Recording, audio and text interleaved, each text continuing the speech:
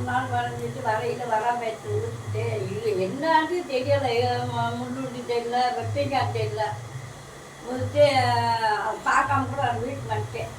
வீட்டுக்கு வராங்க அம்மாக்கா நாள் படுக்கிறேன். மொத்தம் தூக்கமே வடை வறுத்து பிடிக்கிட்டு அதோட கடைக்கு போய் அதை எடுத்து மொத்தம் ஒன்று சேர்ந்து மச்சான் பேர் போப்பஞ்சின்னு இல்லை செத்தவடத்தை வச்சு போக முடியும் அப்படி வெட்டி அப்படின்ட்டாங்க.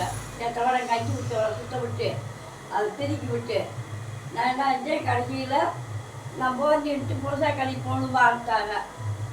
ஆண்டவரை நான் இப்படி பசிக்கு படங்கா திண்டு மாதிரி நான் திண்டு வந்து வேலை செஞ்சேன்.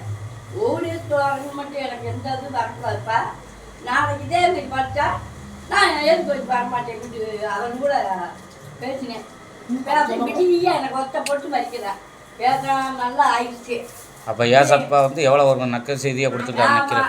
வலிக்க வலி நின்று வச்சு அது பேஞ்ச காய வச்சு ஒத்தனை வச்சு விட்டு படுத்துட்டேன்.